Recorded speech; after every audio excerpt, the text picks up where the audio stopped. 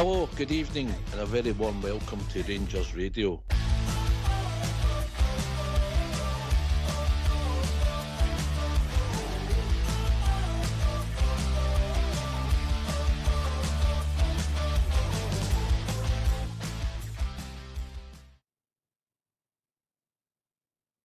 Hello, good evening, and welcome to Rangers Radio. Join myself, Officiating on the show this evening. Is the one and only AK and my mucker Southside. Evening, AK. Evening, Oxford, Southside, the Techie team, and everybody that's listening. Southside, how we doing, Brat? Aye, good mate. Good to be on the night with AK and your good self. And I'll give a shout out to all the troops that are on the YouTube feed. They're jumping in there now for the show. Say hello to them. And good evening to everybody else listening. Are we going to give him a clap, Southside?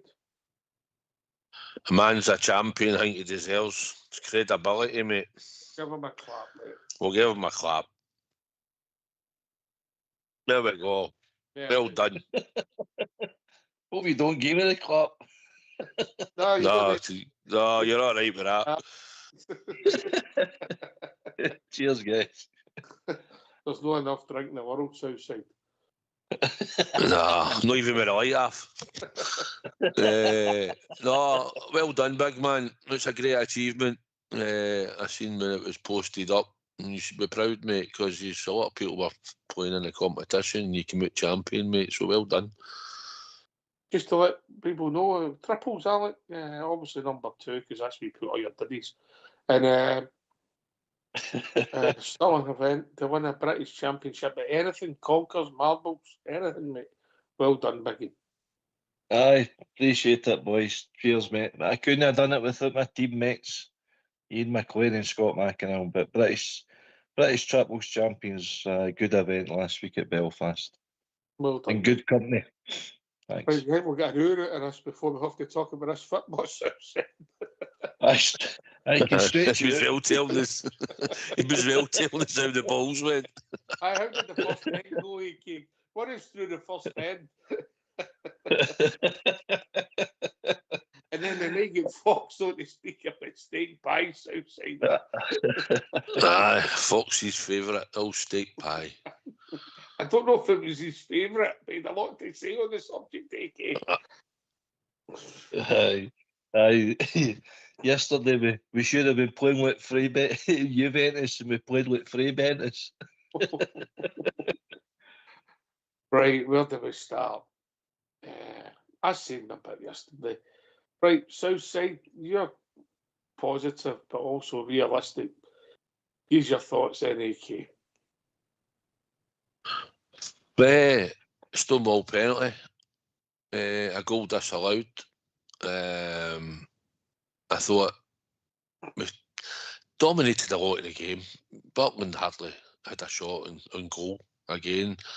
I think Big Nasser coming back, Giga and Fernandez certainly kept another clean sheet, back-to-back clean sheets. And I just think it was a matter of it to get a goal. And eventually we got there, but the game was pretty atrocious, to be honest. Second half was worse than the first half, I thought. First half we at least tried to move the ball a bit more. Second half, I think we were second to a lot of balls. You were starting to question a bit of their desire in certain players when they were coming off second best and even getting into 50-50s and no fighting enough and no fighting hard enough for the ball. But listen, the 3 points, we've played better and drew in games, and we got the victory. And it was an away victory, but we've been criticised. And I know I've seen few comments. I've been sent a couple of things. A couple of my pals have been moaning about performance, about the team and all that. And I said, look, do you know what? It's about winning games, and it's getting games across the line. I don't care if we win the rest of our 8 games 1-0, and that's the state of the performance. That'll win us the league. I listened to people last week saying they thought Hearts wouldn't drop any points, and they certainly did on the Saturday night. And I think they'll drop more points going forward. Performance-wise, standing there behind the goal wasn't a great watch. But at the end of the day, we walked out the stadium with 3 points in the bag, and we're only 3 points off the top of the league, mate. I get that, mate. Points your substance, you know. I understand that fully, okay, but if we're only critiquing the game and the performance, it was poor. Oh, if you're just there to critique the game and that, you slaughter the performance, no problem. But at this stage of the season, I think you actually mentioned it, Oxley, in your summary. Yeah, I think you mentioned a goal where I think it was a young Sandy Robertson scored. It was a vital 1-0 victory. And it's a game like that sees a title over the line. Now, I'm not saying we're going to win the title, but we're there for 3 points. As Southside says, was it pretty? No. When was the last time we won there? At an R factor. We've always struggled there. St Mirren have beat Hearts already at home this season, and Celtic needed a 95th minute winner against them. You know, so that they're a difficult that just before side, half time. you know? That night. Aye. Aye. But you know what I'm saying. But listen, see if we get the decisions where the officials should be making, the Alex Gogic handball, the VAR lines again that disallow yet another goal. Would we be saying this if we walked away for their 3-0? I don't think so. But we won the 3 points, and that's all that matters. Right, we've been asked to start with Alex Gogic. We do what we're asked to do. People contact us. We're quite obliging like that Southside, aren't we? Aye, if people want to. Well, if you want to come on and talk about it as well, but he's a phone in and come on the show and we can talk about it. But I see that we've been asked to talk about the handball straight away. Right. So Here's my take on it. Right? Here's my take on it. Did it hit his horn? Yes. With the old book rules, the old bear rules, it's a penalty kick, right? When we all played football, that's not a penalty kick because it's not a deliberate handball. But now, what I'm asking you is to tell me the difference between that and Sterling's, aka because Sterling's was not a deliberate handball. So now I'm baffled. Correct. It's the directive that Willie Collum is giving his officials. I think he's confused the matters. I seen a worse one last night. I don't know if you've seen it in the Dundee derby. No, I'm going to But look it's for it actually. I know. I'm it's- quite busy at work. I know you're with the mob you work for, but I'm quite busy. there was an incident. I'll just describe it a wee bit to you. I think Dundee United were on the edge of the penalty area, and the guy tried to find his teammate out in the wing, and it caught Simon Murray's hand on the edge of the box, just inside the box, and the referee gave a penalty for that. Now, the two handball incidents that you're talking about with Sterling, the boy's heading towards goal. Yesterday, the boy's heading towards goal. The boy's getting nowhere near the goal up at Dundee yesterday, and the referee gives a penalty. No anybody else, the referee. So why is that not given? For me, with the nowadays rules, that should have been a penalty given for that. But they didn't even talk about it in the TV. They didn't even discuss it in the VAR. Play on. Why? Because it doesn't suit the narrative. That's the only thing I can come to. Southside. first of all, you'll need to have a look at the Simon Murray one. Right, Honestly, I'm looking now as we speak, mate. It's absolutely disgusting, right? That if you even look at, I'll talk about Gogic in a minute. If you look at that one, you're looking at, right? If you look at the position of the player, where his hands are, it's a natural position. When you look at how it hits his arm or his hand, and they give that as a penalty, it is an atrocious decision, right? Now, if that's a penalty, then the header, was it Raskin? I think he headed that. I think all our players complained about it yesterday. It was obviously up the other end from where we were. But a lot of the players were complaining straight away for a handball. Didn't see it till later on. Somebody had a phone next to us and they were like, "Here, I'll show you." And we've seen it, seen the instant. And now I heard that Sky chose no hardly to show it. When it's the other mob for the other end of the city, it showed about 6-7 times. But apparently they dismissed it, and they dismissed it during the half-time thing as well. I think they glossed over it. Now, I agree with you. old days, that probably wouldn't have been a penalty. But for me, and the rules, the way they're talking about it, then it's a handball and it's heading towards the goal. His arm's outstretched slightly. So for me, it's a penalty. The Sterling one, I get to a point. I don't like it. I think his arm wasn't a natural position because the way his body shape was, with his leg up in the air and stuff, your arms automatically come up. I think the fact that he did it towards the goal, and I think if it doesn't hit Sterling, it possibly might have went in, is what a lot of people were saying. Is at the game as well. So I dare say, one of Ibrox with Maida. I think if it doesn't hit Sterling, it's possibly going in, or it goes in.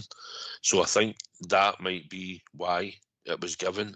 But I still think Sterling at that time, his arm was in a natural position because of the way his leg was up in the air, and your arms are going to come up automatically. Don't think he went to play the ball with his arm at all either. I think it was also in close proximity. I think it was in close proximity. But I can see why they gave that one. I can see it, although I don't like it. I don't like the decision, but I can see why. I've just watched it. Do you not think that boy was trying to curl that shot in? That's a shocking decision, isn't it? I mean, it might be going out for a throw-in. There's a boy out wide, but I don't know whether they go it or no. But to give that as a penalty, right, in that position of where he's standing in that game, and no give the penalty yesterday, when you can clearly see the ball was headed towards goal. And if you probably take his arm out the road, or it doesn't hit Gogic, there's a good chance it possibly goes in the net through the body of players, which means he stopped a goal-scoring opportunity. So, and why it wasn't shown or why it wasn't highlighted and why didn't they talk about it as much, I don't know. I can guess why, but I don't know, because I was at the game, and like I say, a lot of the players all put their arms up straight away for a penalty kick. Seen a couple of them. Was it Stephen McLean yesterday? Was it him? Aye. That muppet. So he didn't. He dismissed it straight away. I don't even know if VAR spent a lot of time looking at it or no.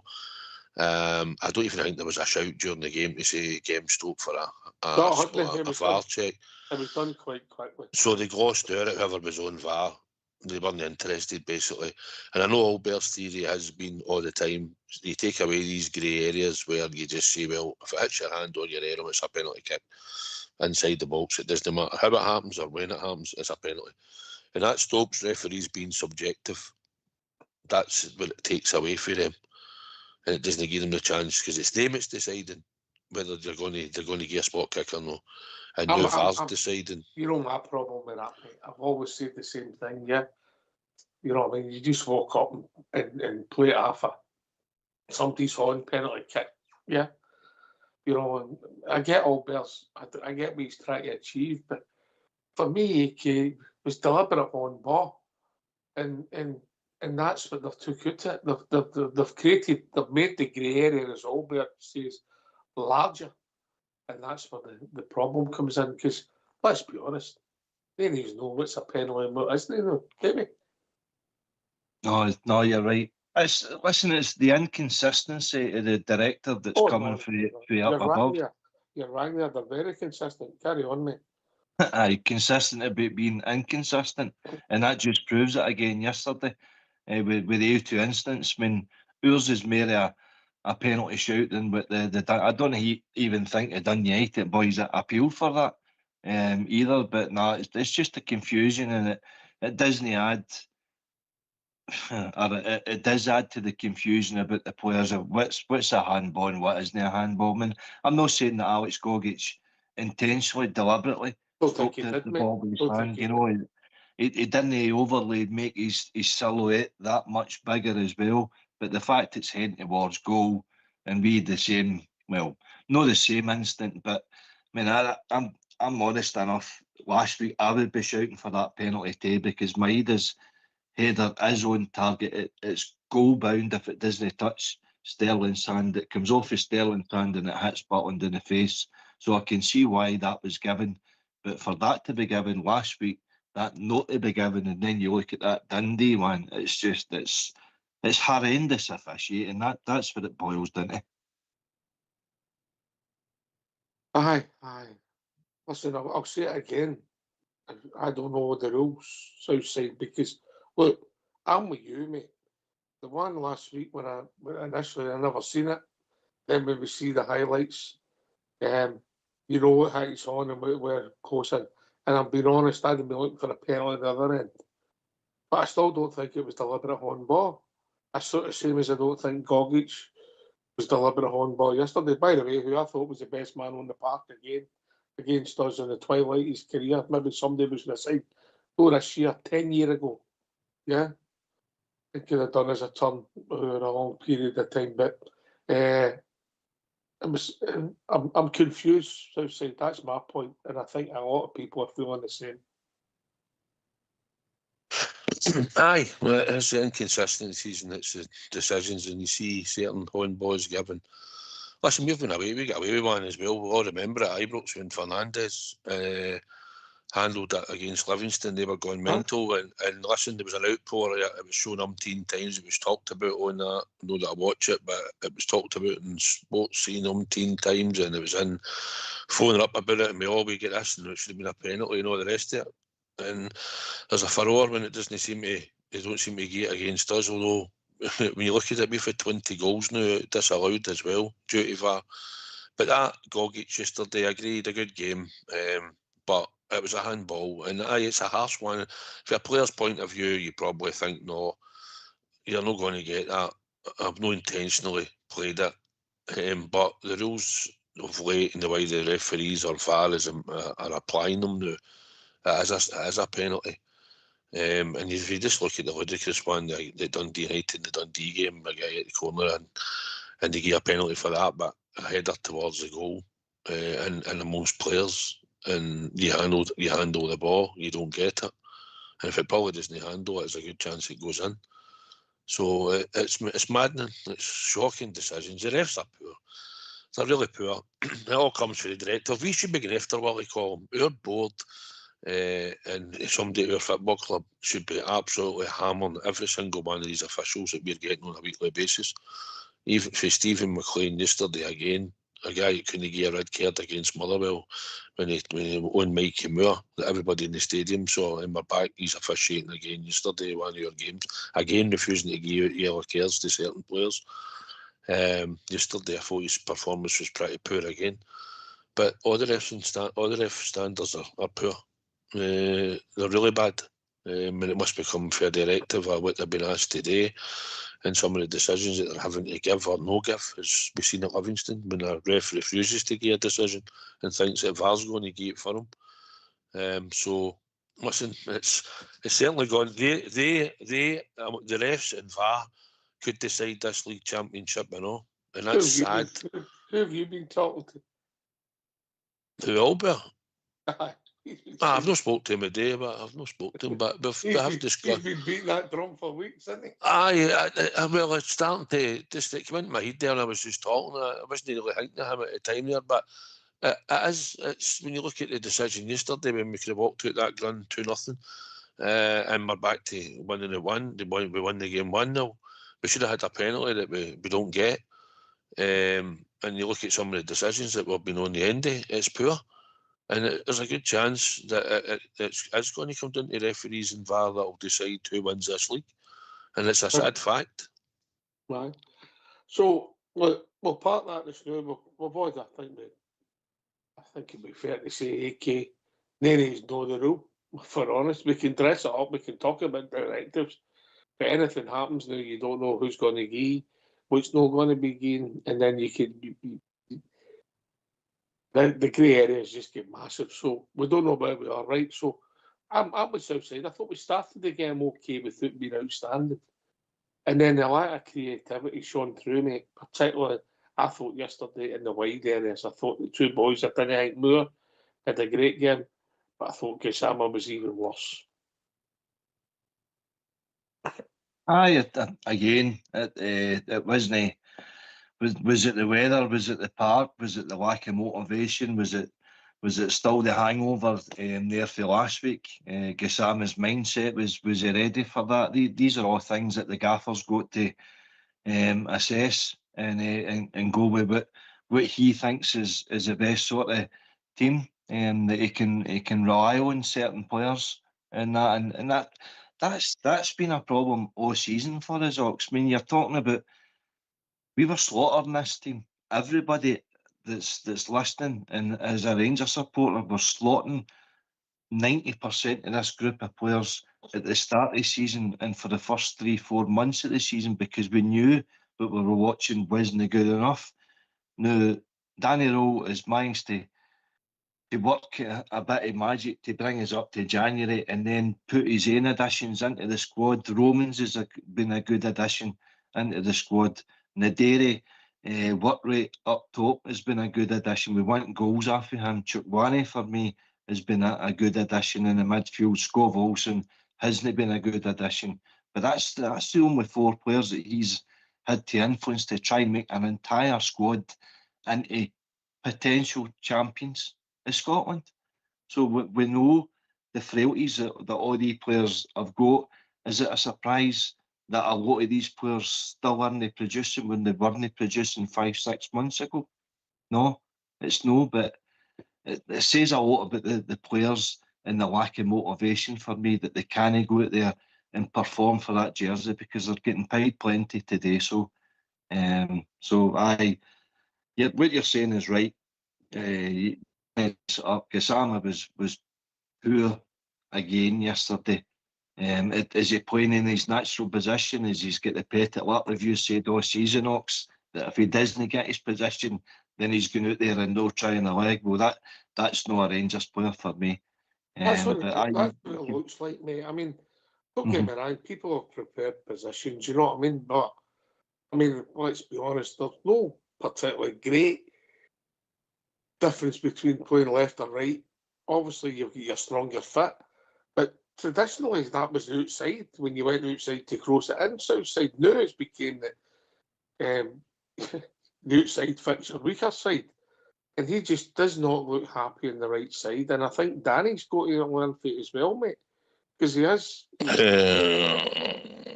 Well, he's poor on that right side. And he's not kicked the ball there all season. I'm talking about being poor. See, women that don't agree with me on the YouTube feed should know better. I'll say that. No, listen, he plays on the right because Tav plays. When Tav, if you go back and have a look at it, Ox, I said it on here last week. When Tav goes in at right back, he plays Kasmara on the right hand side. Don't know why. I think it's to maybe do an extra running for him or whatever. I take it that's meant. He does do normally, no, but in a couple of times yesterday to that back, but he was pretty poor. All our wingers at the moment are poor. That seems to be the problem. And he was poor again yesterday, but when Tav seems to come in at right back, for some reason he plays on the right hand side. And that's what I've noticed in a lot of the games. And if you'll probably look back to a lot of the team selections, you'll probably find that is the case. So when I seen Tav was playing yesterday, it didn't surprise me that he started, and he did, but he was poor. Dilly-dallied a bit, got the ball a couple of times in free spaces. He had only one defender to run it. By the time he done his wee step out and he slowed the game down a bit and then decides to go and run at the man, he's then getting 2 and 3 coming to him. His delivery, his passing, everything again yesterday was poor. And it wasn't a surprise that eventually he got hooked. Scott Volson that came on didn't exactly do much better. I'll tell you what, he done well. He managed to even do less than Gassama. I don't think that was possible. There was one right at the byline. I thought he was actually offside, but he ran it out. If you remember in the second half, we came back to him and he put it out the park for a goal kick. But he was poor and all when he came on. And for a player that is meant to have the price tag that he's going to have on him at the end of the season, should be wanting to take up the option. You expect to look better. And I know players take a bit of time sometimes to settle in and stuff, but they're the basics right.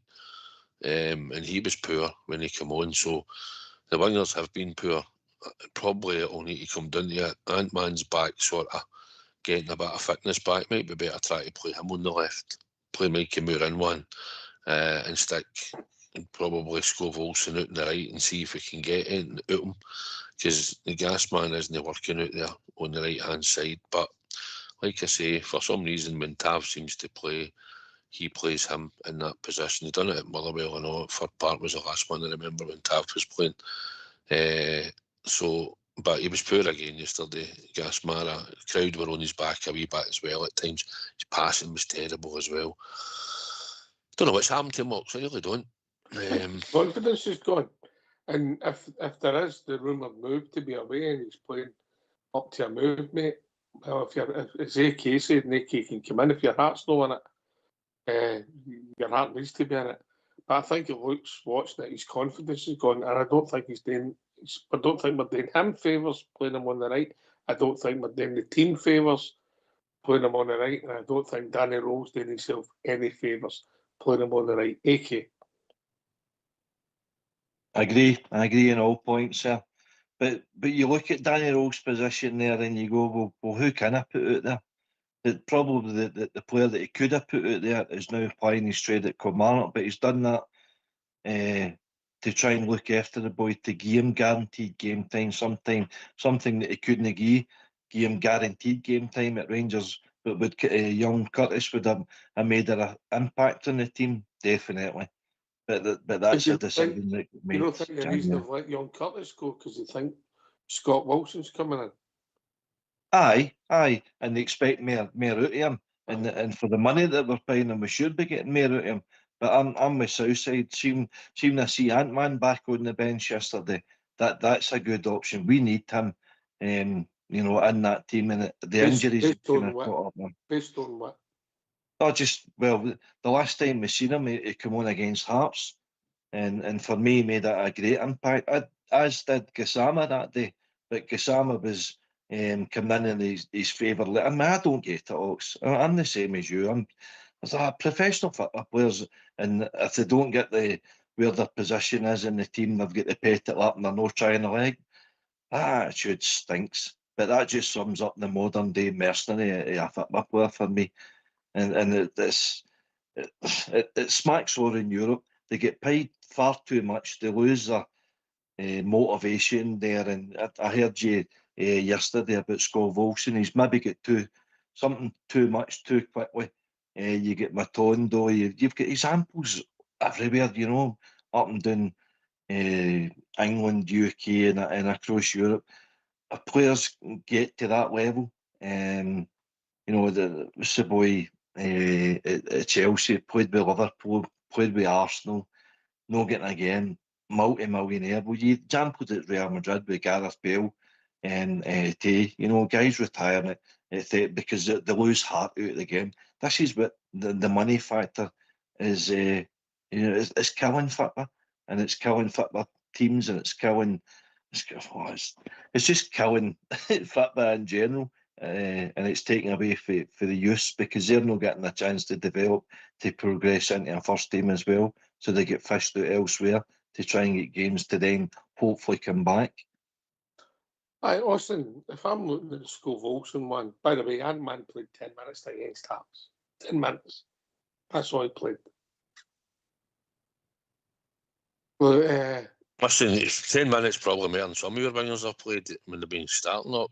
I know what you're saying, and I agree. He's not done a lot to hang it, but you've got to try something different. If the same thing keeps failing, you've got to try something. And he might be hungry. He's just back for injury, and it might be better to try him on the left for the plays for Finland, or play him on the right and see if he'll take a turn.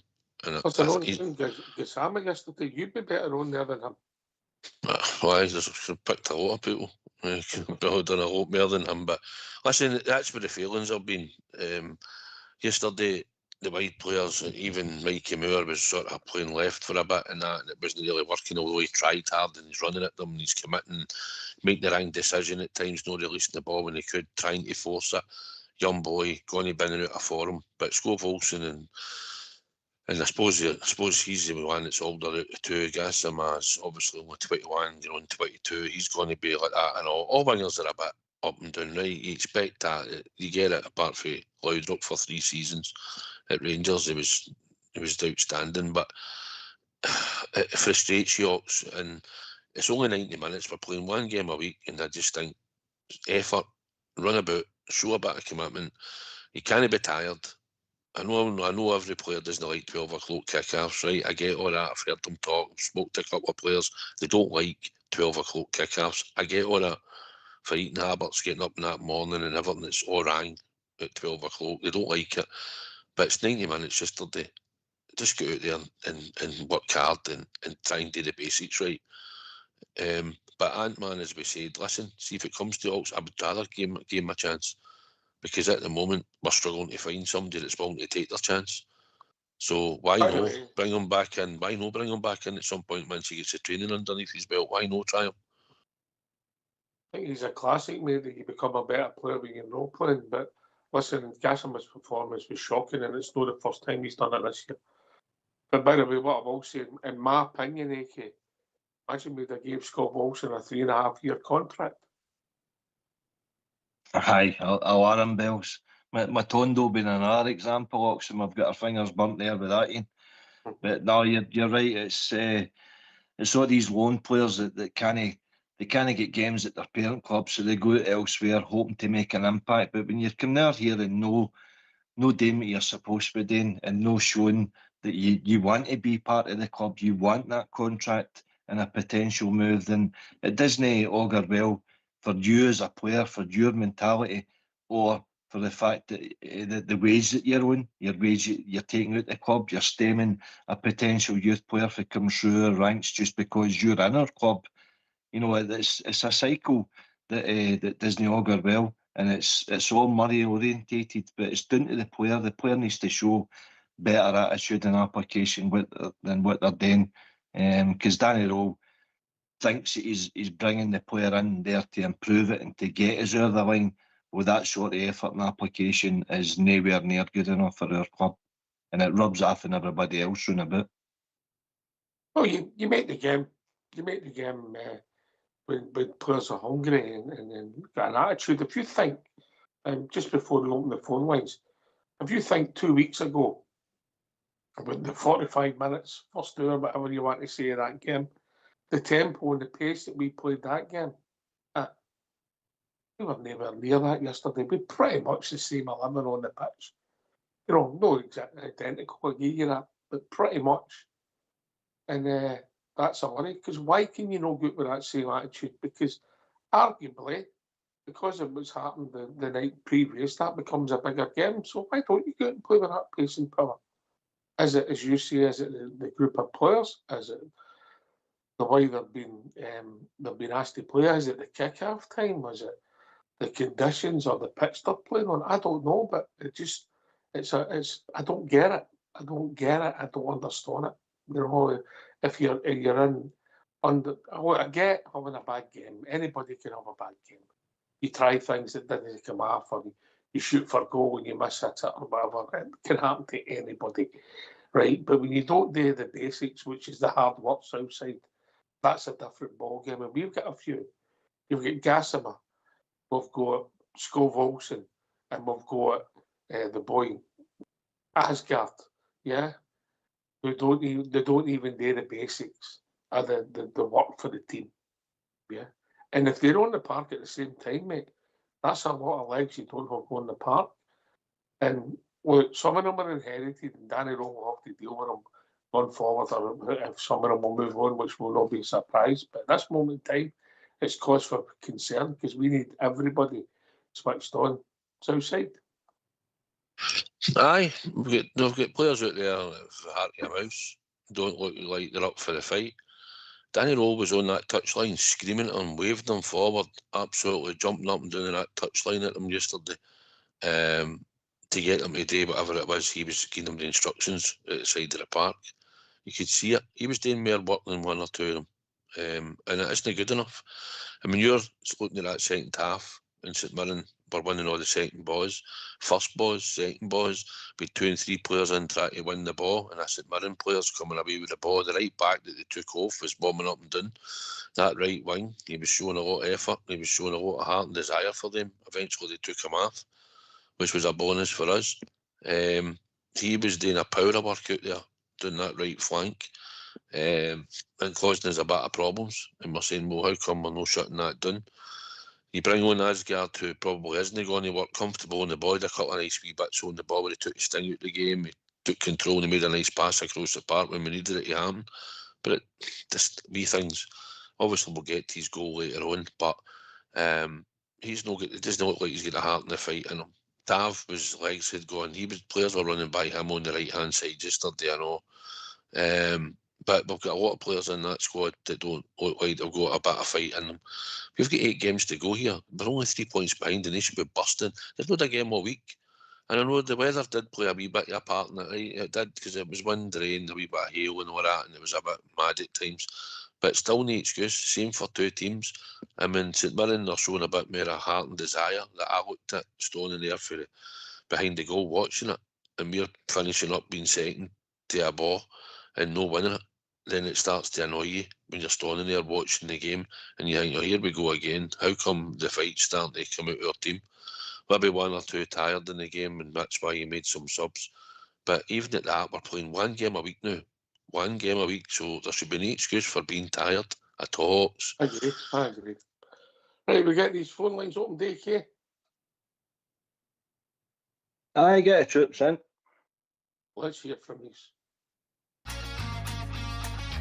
Why don't you give us a call on 0141 356 1972? It's your show, it's your platform. Let's hear from you.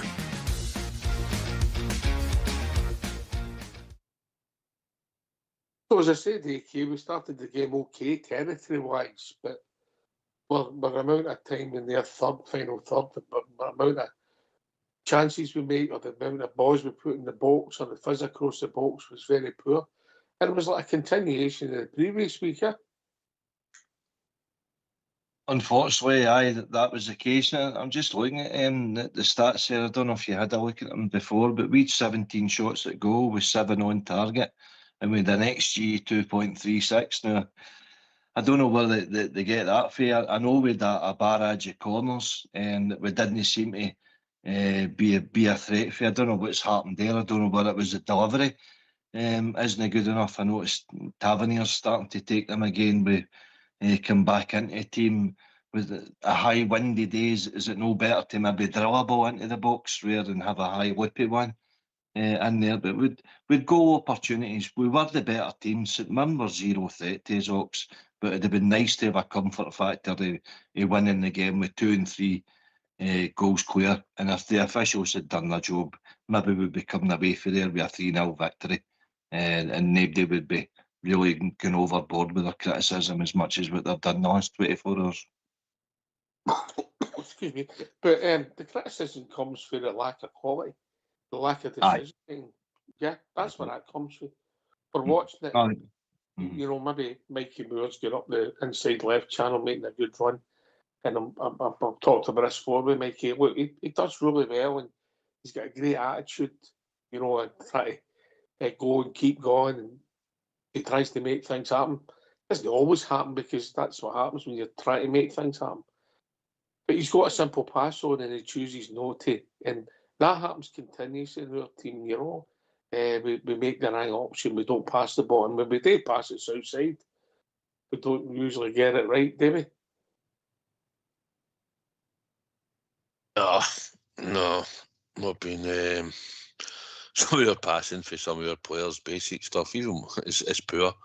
Yeah, honestly, we're watching them taking shots for about 8-10 years and on the warm-up.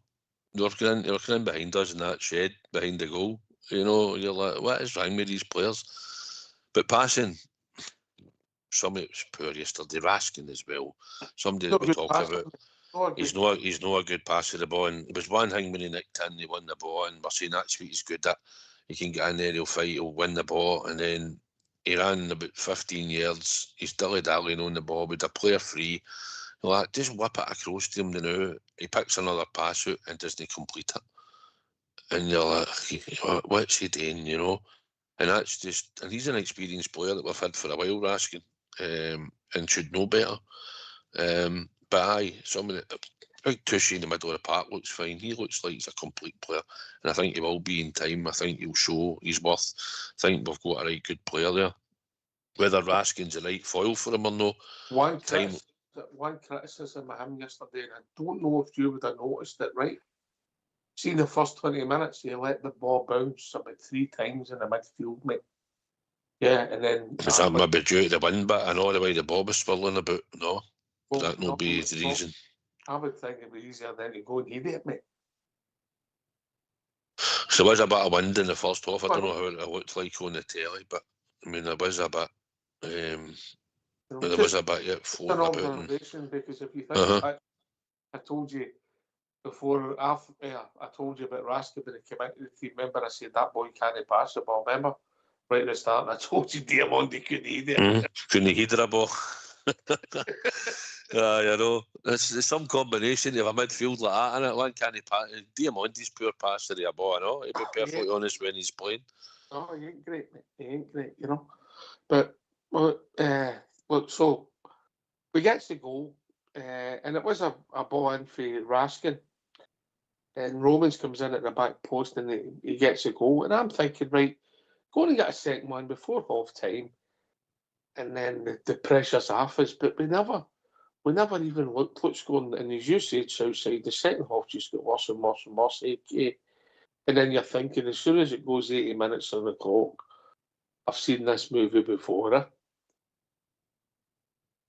That's the fear, Ox. That's the fear, and that's how we're all sitting there in tenterhooks. 1-0's Bridgeman will be delighted with that, but it's no good for the heart.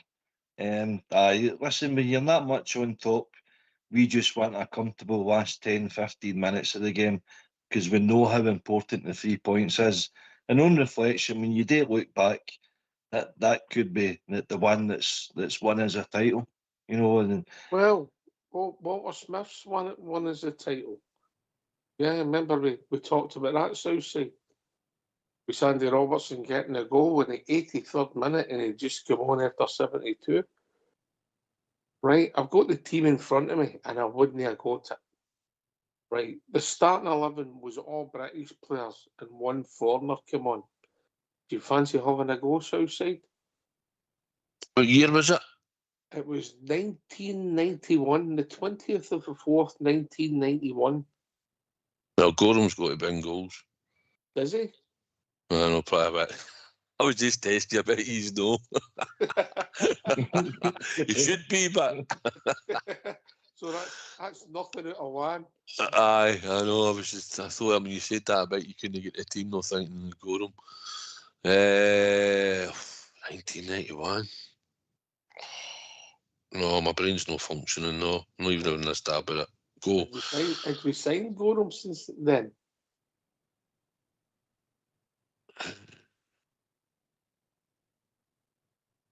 Aye, Gorham played 91. He had. No. No. Was it 92, 92, 93? It could even be 91, 92, but carry on. So who would be in goals if it wasn't Gorham? Woods. Well done, mate. AK right back. Gary Stevens. AK, does a favour. Stop looking at it. You've ruined it. He's ruined it. Sorry, Southside. Yeah, he's done his usual, isn't he? Is he done? Yeah, so you got my friend it. Yeah. I'll give everybody the team. You've ruined it, AK. There was no need for that. I have not you. Who was the foreigner? Mikhailichenko? No. When did we sign him? I'm not sure. My mind's went blank. Right. Who was the foreigner? Jesus.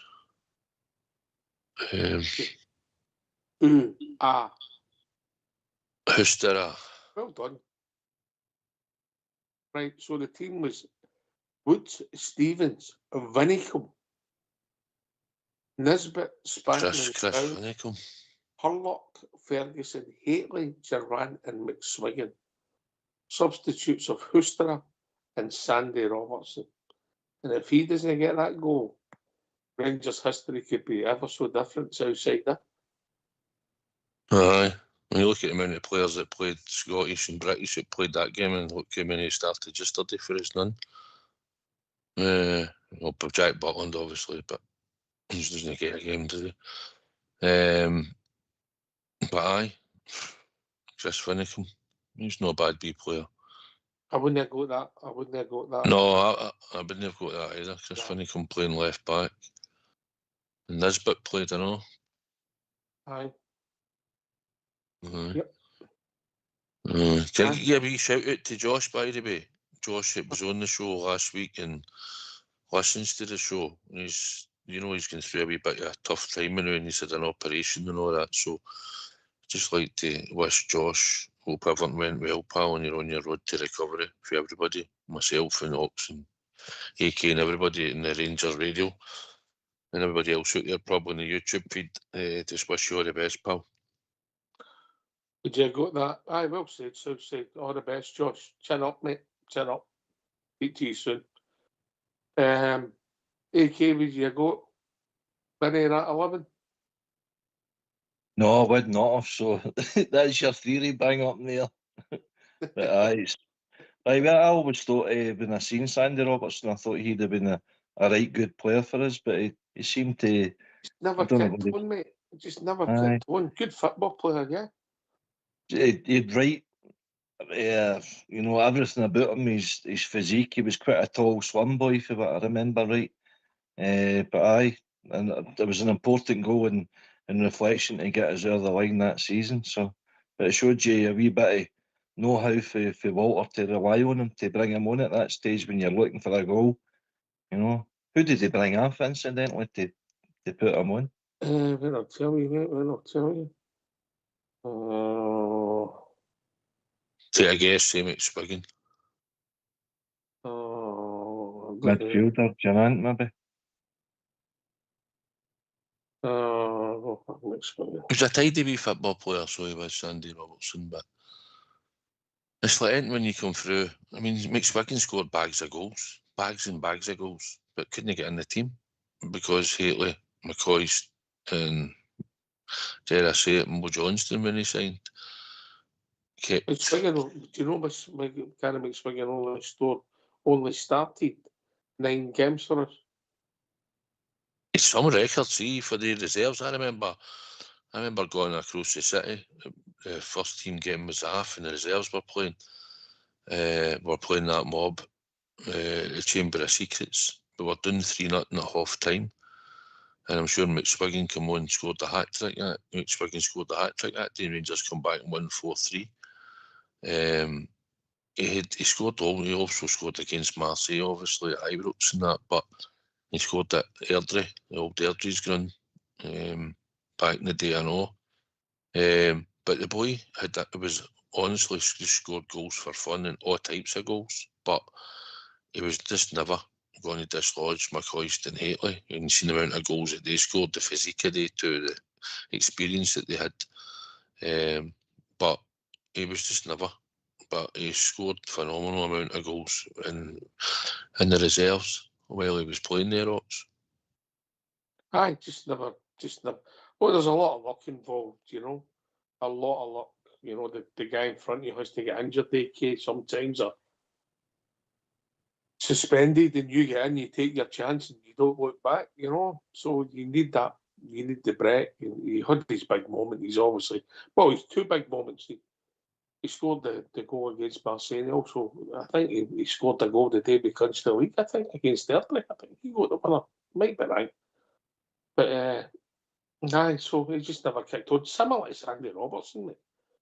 Gary McSpiggin was with us for all the years involved in, from 86 to 92, 93 season, but still only started 13 games and 14 substitute appearances. But I suppose the difference was then, AK, only had 2 subs, so he might not go on the bench. There might have been other players selected to be on the bench, yeah. Aye, good. That's a good point, Ox. Your appearances were restricted because of the quality of the squad that we had, plus the numbers you were allowed on the bench. But we also had a reserve league. I'm pretty sure back then, we utilised to kind of, if a right back was injured, say, you pull out the right back to come in for a straight replacement. Now you're looking to probably put a midfielder in there and convert them and things like that. But it's good names. When John Spencer was another one, a young striker that didn't get a hell of a lot of opportunity and had to go to England to make a decent career for himself as well. But it just shows you the strength and depth that we had as a club back then. And by the way, we're mentioning all Scots boys. I know, is that a factor in our team, the lack of quality Scottish players, the lack of leaders that we have? Is that a factor for, like, say, yesterday, when it's just a game for attitude, and it's a game to get the sleeves rolled up, and you're looking at all these Norwegians and Danes and all sorts of nationalities. I think that young Baron coming back into the team could be a good factor to, wave off and others run about him, Well, because listen, we've talked about long and weary on here, so I said we are short in the midfield, didn't we? We were really short. Aye, short of players that we need, that all-round player that's good in the air. But big blue we've signed Chokwane, I think, in time, and I think if we can get better quality around about him, we'll have a better midfield. I think the midfield does lack. It lacks. Raskin's only good at certain things. Like you said, okay, put that ball in and we get a goal for it. But he very seldom does that very often. He was unlucky with a couple of headers for set pieces, but we need that physicality. We need that player that can go and dictate a game. And I think players that we might have been linked to in the past, there in the January window, we might end up going and maybe trying to get them over the line. And they should be a bit of a step up in quality, I'd like to think, going forward. Because I think we're building a squad to try and dominate for the next few years. It's just so happened that we've managed to get ourselves into this position. We managed to strengthen it with 3 or 4 players in the January transfer window. That will hopefully help us. But I think the 3-4 players we brought in is for the longer term. But midfield quality needs to go up. Raskin, I would probably get rid of in the summer. Diamandi, I would get rid of in the summer.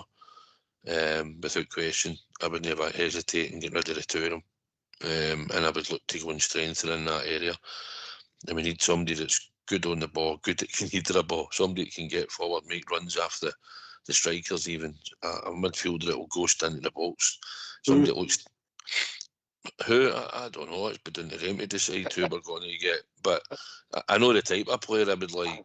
And listen, we had one no very long ago who wasn't very big in stature, but was a decent football player, and Scotty Arfield. I seen him yesterday. At St Mirren. He, the type of player that can just ghost in the box, was intelligent, knew where to be, and had an eye for goal. And the wee man scored plenty of goals for us in his time, and his time in even scoring goals at Falkirk when he ended up playing there, and before that at Burnley. An intelligent wee player, but we want to get quality midfielders in the door. I think that's what's problem, what's no leading to us creating a lot of chances. And obviously we need to. And the gas man, I'd punt him in on the summer else. He's no cutting that. I don't know if his head's been turned or whatever it is that's wrong with him.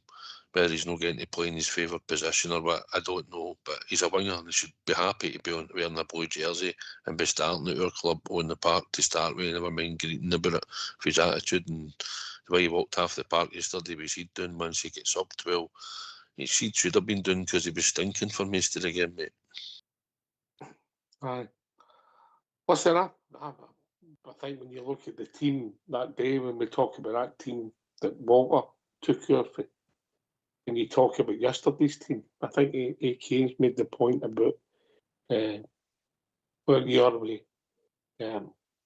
with Scotsmen or Rangers supporters, I think there's a place in my team for that, if they're good enough, AK, and I think if they're good enough, it helps a lot, because you understand the demands. I don't know if all these people are playing for the jerseys. You get a mix in there. Some will be, because that's the way they'll play, because that's their nature. But some aren't. And the some aren't make it hard sometimes when the chips are done. I don't know how you solve that issue, because football's changed since that day that Walter took her. It's changed beyond all recognition, AK. Aye. completely agree, Ox. And I think a lot of the supporter, we're beginning to look, you know, why we not playing well? Why? We're looking for reasons. And that's the things that's been spoke about in previous shows, not just this year, our previous seasons as well.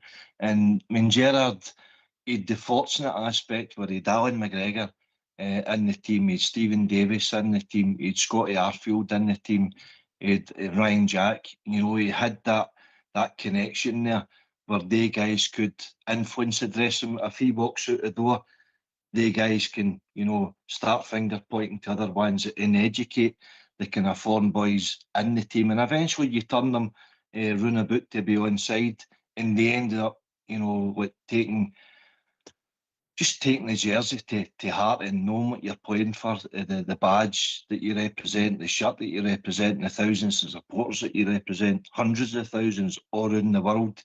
And you need that connection, you need that. Do you think players care about that, mate? Do you think? Sorry? Do you think even the experienced pros that played for us, do you think they think like that, mate? I think they buy into it, aye. I think there's an aspect that it's pride of work at the end of the day. Ox, you know, you're getting well paid there. I've But seen you some can of hear. your joints, mate. I've seen Listen, you can either go through the motions or you can care about where you work and how you represent yourself and the standard that you're putting out there. You know, it's all about self pride. There's players, no matter what level there's a bit of self pride in it, and when you see a performance like that, it doesn't reflect well. I think the trouble is, mate, that the game's changed, mate, and I think people have.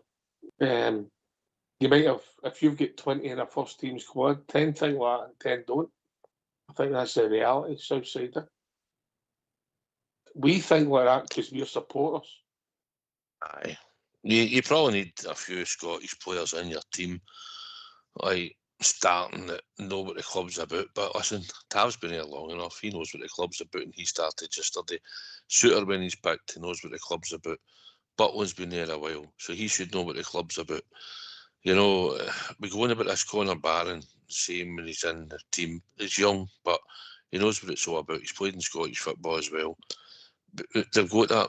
You should try and have that in your team, and I think you always need probably British or Scottish players in amongst your squad to make sure that standards and they know a bit about the club, but standards don't drop. They've got a bit of pride about themselves and be with different mentality usually to the foreign player that comes in, who comes in. If he feels like he'll go out and play, and if he doesn't, he's not too bothered. Sometimes you get that attitude off them. So, but listen, we started yesterday, and Butland was the only one that was British that started the game. The rest were all foreign. Well, Tav, I know, forgot about that. But we've not been starting lately with a Scotsman in their team. Some people don't like it. Some people, in the day, it shouldn't matter, really. It should just matter about players who go out and play for the jersey and be pride. But they don't, and it's the same for what it used to be. John, what you think for players like Big Goff and John Brown and that, they go out and play with an injury. Take a painkiller and even a hammer and all that. Big Alberts and that, take a painkiller and injection to go out and play. These players now get a knock, they just go, I'm not fit, I don't want to play, I'm on the bench, or I'm not available this week. It's different mentality nowadays for football players. But they get paid handsomely. And like I say, some will show you a bit more commitment and effort than others. And some are usually injured and can't even play 2 and 3 games in a bounce. Like Big Sterling, for some reason, don't know what the script is with him, but he's another one that struggles to play 2 and 3 games in a bounce. For whatever reason, whether he's carrying some type of injury or whatever else, I don't know. But again, I was surprised he was missing yesterday. Well, I don't think any should Sterling in my team at the back end of last week, but I could understand when Tav comes back in. I said it on the show yesterday, because we're trying to win the game, and I think Tav's more likely to do something creative than Sterling. I wouldn't like to think it was because Sterling couldn't play games, because we've not played in a week. And if that's the case, you can only play one game in a fortnight. wow, what's the solution? I don't think that was the case yesterday. No, I think it was only B that were trying to win the game, and Tab's more offensive. Aye. I can see your Tune thinking there. time, Yeah. use, tune time. All right, okay. Because he's been, I wasn't going to do it, but after the tune, we'll talk about the Southside Super Six. Okay. All right. Hey, bother. Get yourself on mute because we're going to have a tune.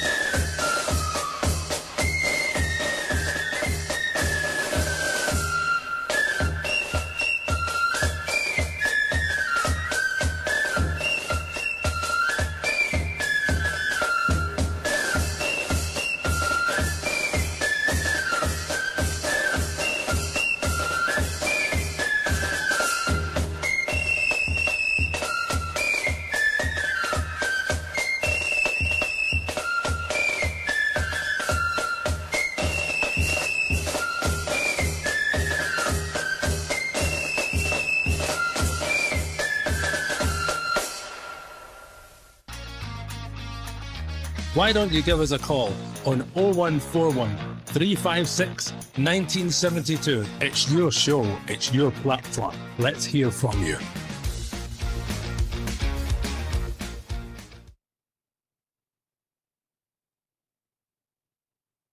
Yes, well back, gentlemen. Ah, that was good. That was good. Well done. Staunch on a Monday. Listen, I've got a question for you two chaps. Are we hypocrites? And I'll explain why. Me hypocrites. Yeah, I will explain why. Oh, You explain. I include myself in it, right? We come on and we say, okay, we don't care. We just want the team to win. We don't care about performance. We just want to win for the end of the season. That's all we want, and we want to keep winning. And then when we do win and we don't play well, we slaughter them. We play well up at Tannadice and draw again, we slaughter them. Yeah? Are we hypocrites? Okay. There's an element of that where you can be, but I think you do it with the right intentions, Ox. You're the head of the chair, you're on the platform, and you're getting your honest appraisal. But there's social media is it's a killer bee killed kind of war zone out there. There's people that can give their opinion. Of course, they're entitled to it. But I think there's a lot that go OTT with their criticism. For there to see the team. You know my theory on social media, mate. I know, pal. I know. But listen, there's a majority that should want the team to win. I don't know. Yeah, I'm just saying, like, yesterday was all about winning, and we've done that. Now, we're critiquing the game, and we know it was awful. We can't hide it. But ultimately, when the game's finished, we should be delighted, Southside. I was when I left that stadium yesterday, and I said before, I'll take another 8 games like that as long as we win them all. I couldn't give a shit, to be perfectly honest. No, you should know better. Well, I know, Bill, just sometimes it slips out. That's because you've been caught eating. I know. But at the end of the day, listen, we critique the game on a Monday, we critique it after the game, we do the after shows and stuff, and we're only critiquing it. There's a lot of positives for the game yesterday. No, you could look through certain players' performances. We've had one shot and goal against us since Giga's come back into the team. He done our good game yesterday. He's your best player, I thought. We had been linking goals since he's come back into the team. We haven't. We didn't play well yesterday, but we get the result. And listen, if we win this league, nobody will talk about a lot of the performances, and we know that this squad wasn't good enough probably at the start of the season to go out and challenge on all 4 fronts. But we've got ourselves in this position. Danny Rose came in and had to cajole them along. He's having to juggle teams. We're relying on a young 18-year-old that came up that a lot of people criticised at the start, Mikey Moore, and then a lot of them have got him down as one of their best players now and must start every other week. He's a young boy who'll show inconsistencies. Giga's come back, started to play well. Butland's not been making many mistakes, although a couple of times when he's running across his area, when he's passing the ball back, and nearly getting caught again yesterday by the St Mirren player that ran in and chased him in a couple of times. Listen, with the Rangers support, we're never always going to be happy, but I listen to it all the time. I've seen had a couple of ding-dongs with my pals and all throughout the season regarding it. 1 or 2 of them had sort of more or less wanted to chuck it a few weeks back. Said we couldn't win the league, you know. I kept saying, well, show a bit of faith, man. You supported Rangers a long time, you should know better. But everybody's entitled to their opinion. We might just not always agree with it. But we're 3 points off this league title, and it's not the best Rangers team, and that mob across the city is not in great condition either, and Hearts are hanging on. So if we can just get this out of the line and keep winning, Ox, keep the clean sheets and win the games, then hopefully we'll be champions at the end of the season, and that's all that matters. And it'll be a poor Rangers team that might have won the league, but who'll care at the end of it, mate? Who will care? Not a drop will I care, and I'll gladly spend my 30 odd quid every other week watching it. And if it's draws, it's draws. As long as I walk out that stadium after the 90 minutes and we've got another 3 points, that'll do for me. Aye, I just look. We always say points your substance, okay, and then we sort of when with that happens, we go nuts. Now I know we've not played well yesterday.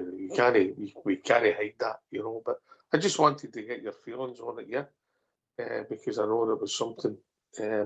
It's making the sort of the social media spectrum, right? AK. The Super Six of the weekend was the biggest bet ever. Feel miserably at the end, but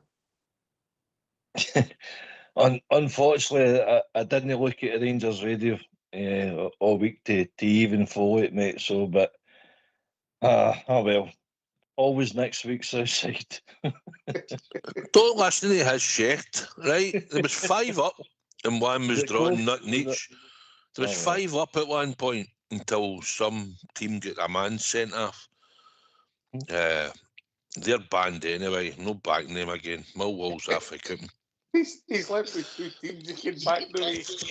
They're gone. They're gone. They're gone now at the end of the season. No picking them again. But AK, don't listen to his nonsense. There was 5 up and there was 1 drawn. So there was. And then it just, once that man we get sent off, unfortunately, Blackburn scored twice and done it. But don't worry about it. He's only gloating now. He's only gloating because he's only gloating a wee bit since he's happy again since I lost. Always next week. How can I be happy when you lost? You keep wanting to talk about it, so you must be happy. I think it's only right that we comment on it so everybody knows where they stand. Yes, it's only fair. It's one of our most popular features. Aye. I'm talking about that. Talking about features and stuff. What about I never seen it obviously, right? But I've been sent a couple of things. The way they drew the VAR lines yesterday. What Sky showed you apparently and what VAR showed you.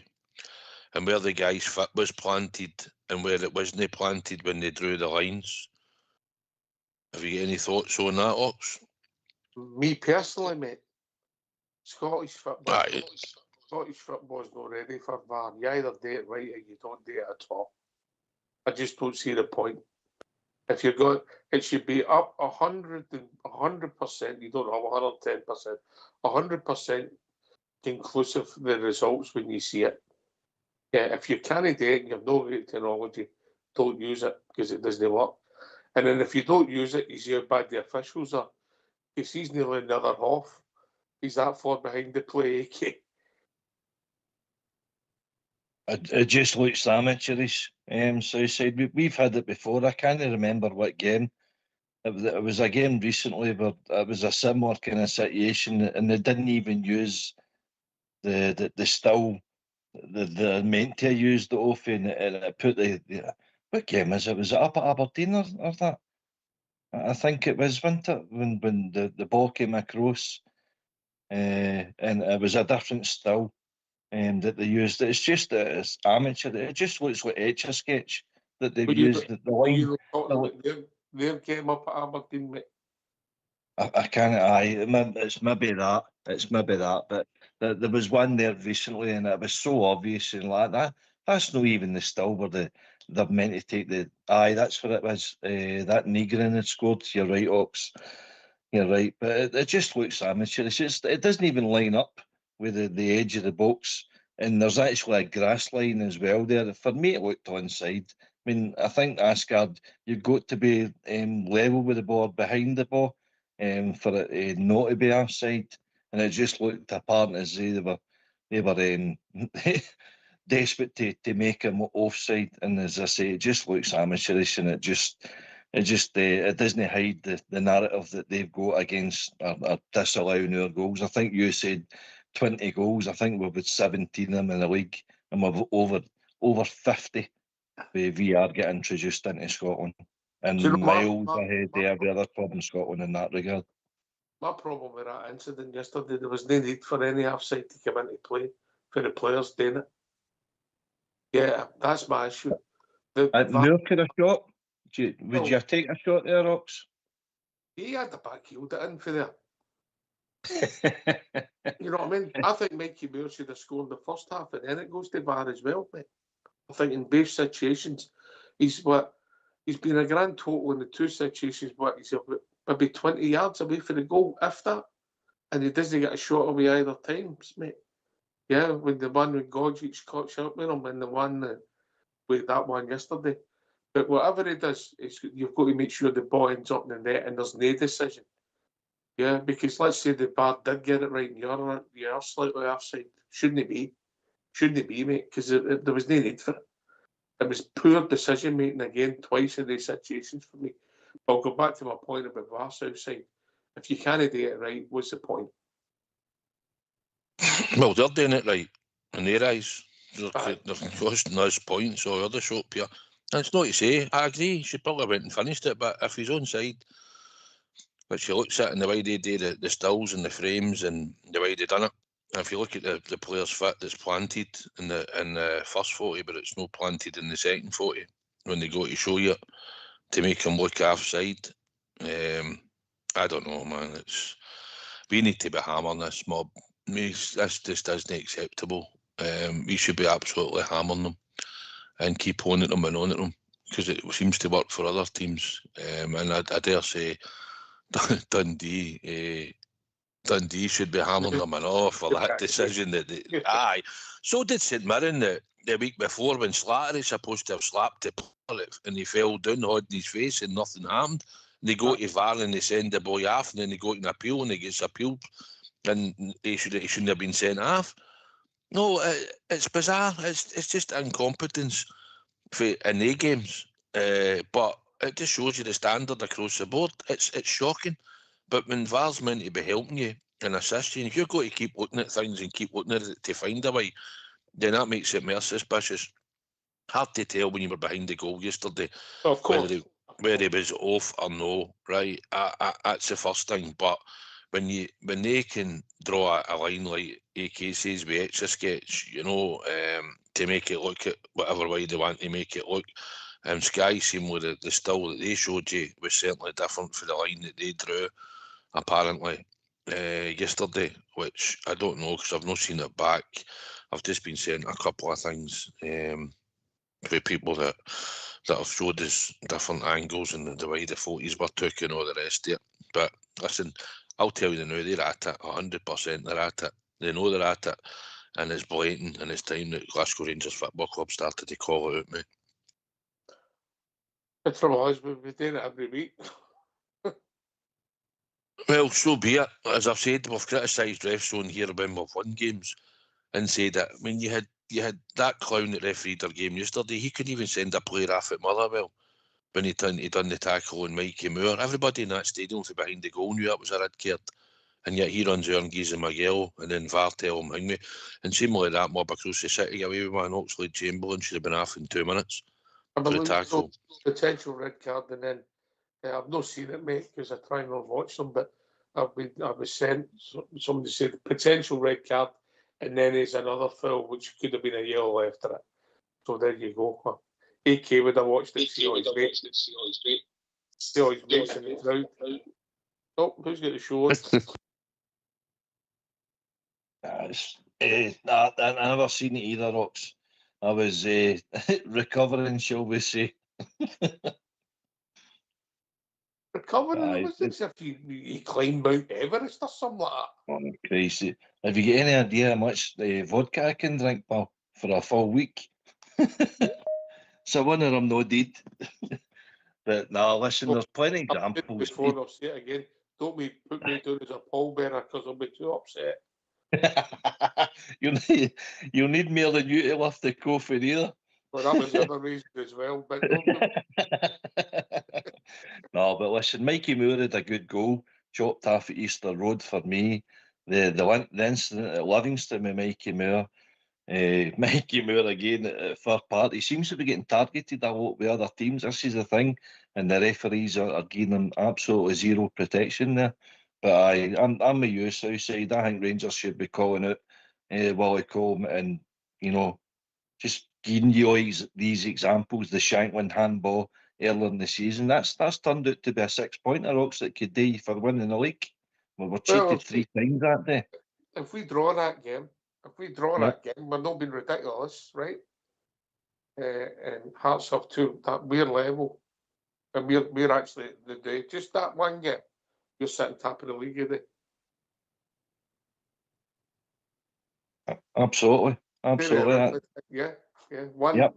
that gives us one more point, goal difference tap above them, and then obviously we end up with the same points as Hearts, but above them in goal difference. Just that one decision, arguably, yeah. Absolutely, and that's how close the league is this year. The standard of the league is appalling. The results in Europe prove that Scotland isn't producing good teams, good players, but we still want to be top dogs, and we've gave ourselves an opportunity. Is the officials got something to do with it, mate? Oh, 100%, 100%, and it's Bomber Brun called it out last year. And you got a ball hitting the side net and then a goal disallowed. Aye.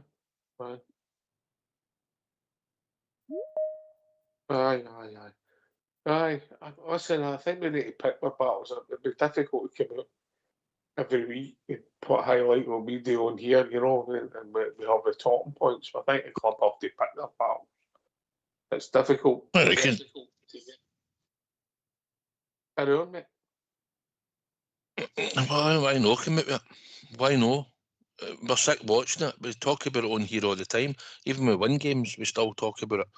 So the club have got enough. There's enough evidence there now just to come out and say, we're not taking this nonsense anymore. No, we're scoring goals at Easter Road that you can't give because it was inconclusive, according to them. With a goal up at Dundee, that Diamande was probably in the road to a point, but again, we'll need to go, it's inconclusive.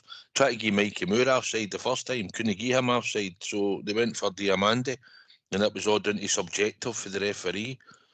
So, too many subjectives, too many of this and too many of that. It's time we highlighted it and started calling them out and stop pressure on them, because it's this dignified silence doesn't always work. No.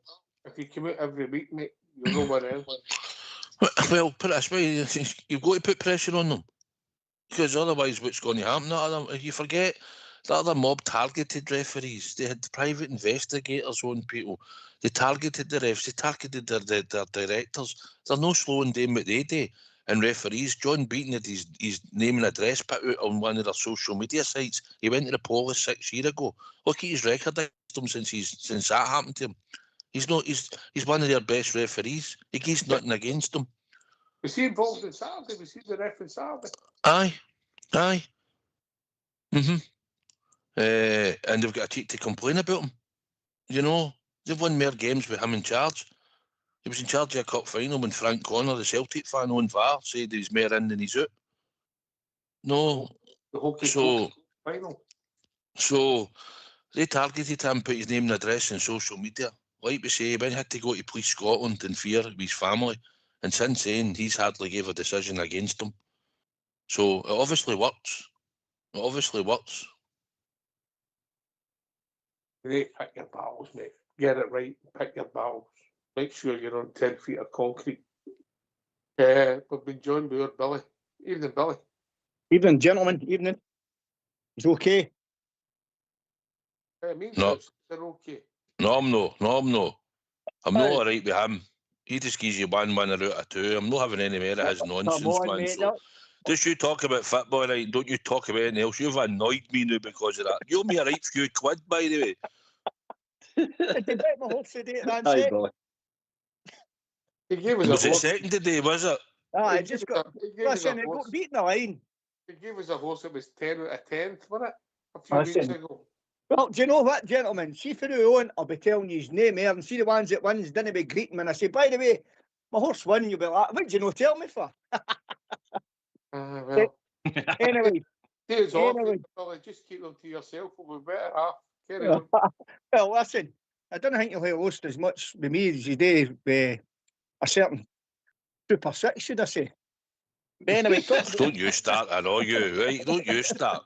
Just for the record, I am up with the Southside Super 6. I'm in a plus. aye, because you've cashed out, you've not let it ride. But anyway, Aye.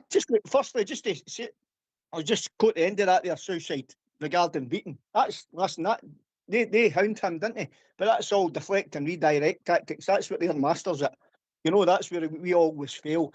He's been in there. This goes away back. That scenario, firstly, goes away back to the Brendan Rodgers scenario when he called him out and all that rest. You know, it was all the papers and all that. So there's nothing new there. And listen, he's just a bottleneck, and he's a coward as far as I'm concerned. But listen, I'm not in here to talk about him. You know, it's just the mentality issue, right? Obviously, there's some players have got it, some have no. You know, some people are Rangers men, some people are no. But see, I think this is just my thoughts on this, guys, right? I don't know what your thoughts are, right? See the foreign players that sign the Rangers, right? I think the Rangers men at the club should be taking them, should be teaching them the traditions and standards of Rangers, right? Firstly, I think we've only got one Rangers man in our first team squad, mate. And he's a boy that's on loan at Kilmarnock. I'm talking about the likes of, for an example, John Gregg, right? For an example, John Gregg, right?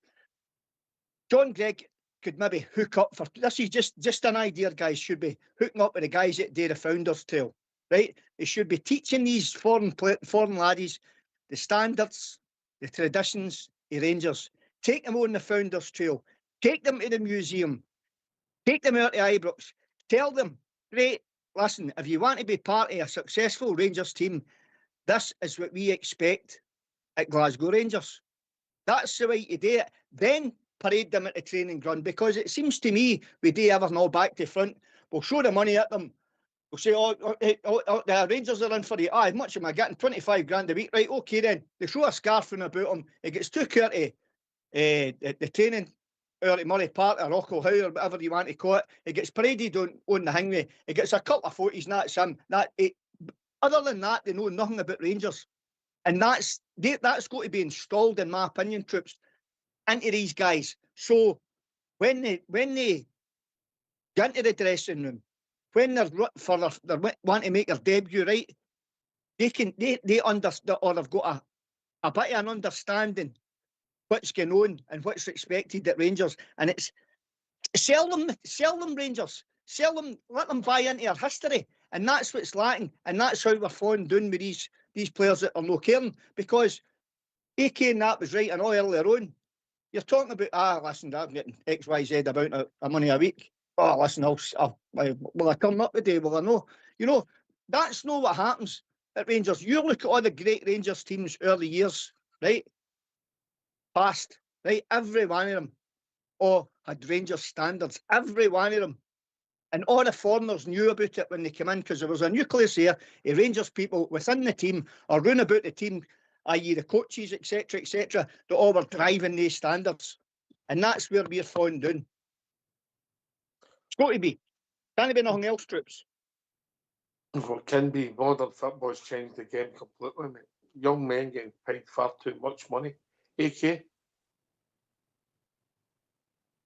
Aye, Billy. Listen, I agree with a lot you say there. I think a lot of the Rangers supporters that's listening tonight, I'll agree with a lot of what you say as well. But where are these players now, Billy? That's the problem.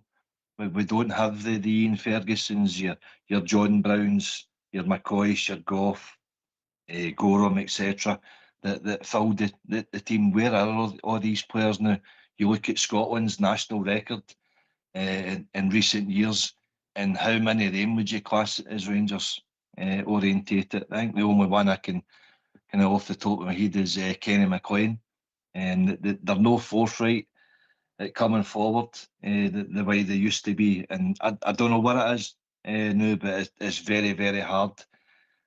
We had Ross McCaws on, obviously, when he came through the ranks. We know the Northern Ireland boys, they're Rangers minded, but are they good enough to take us forward? And this is the problems that were reflecting. Also, you had Walter Smith guiding all these guys, and he would drive the standards and educate them.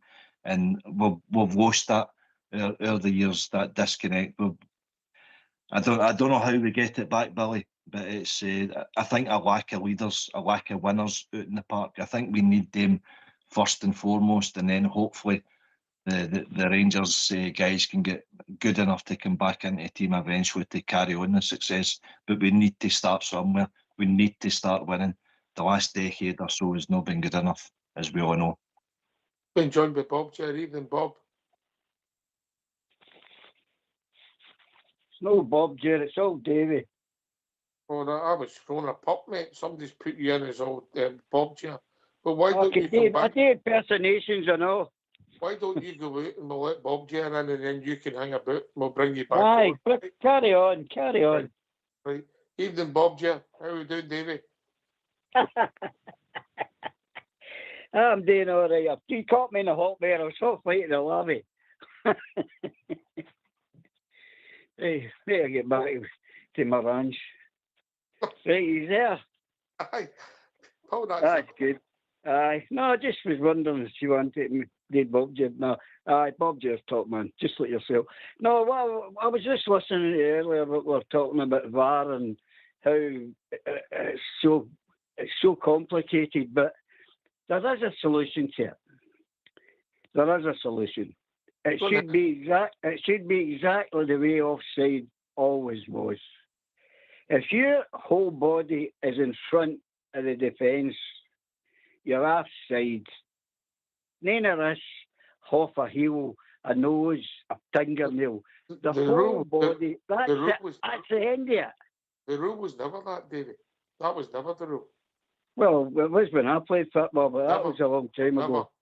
Never ever the rule. I thought it was your whole body had to be offside. No. No. Well, I'm sorry. I apologise. Thought that was the rules.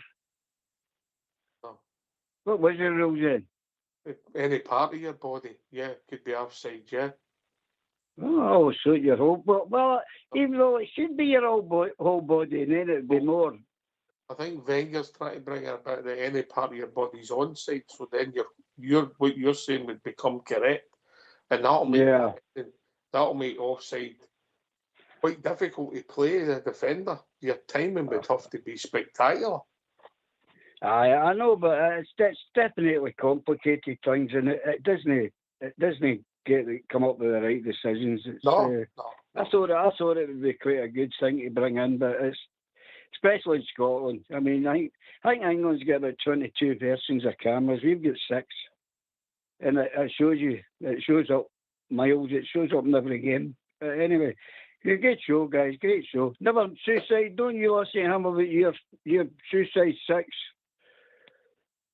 Listen, I'm the one. I'm no, mate, I'm no. I'm supporting him. I had the champagne out on Saturday when he had 5 up weight. They're in black and white. AK, you can vouch for that.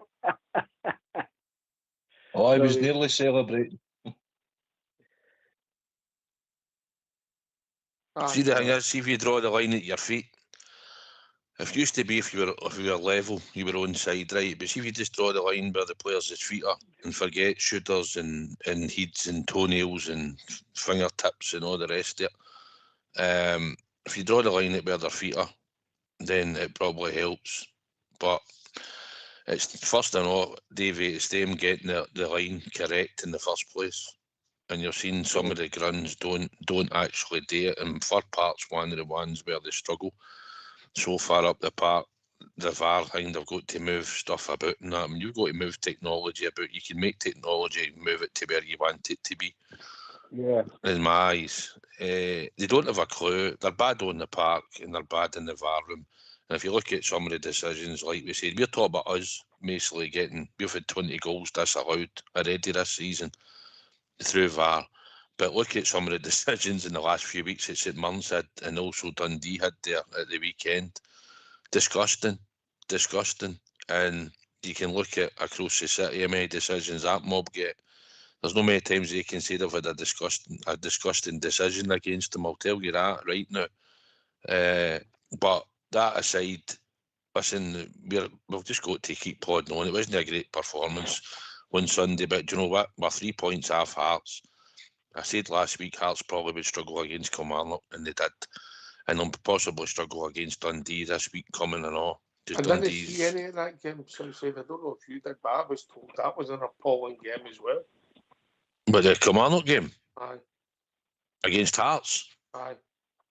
I watched, I seen wee bits here on Saturday, not a lot, but I was watching bits. I seen most of the first half, to be honest. I thought Finlay Curtis had a decent game, playing out wide left.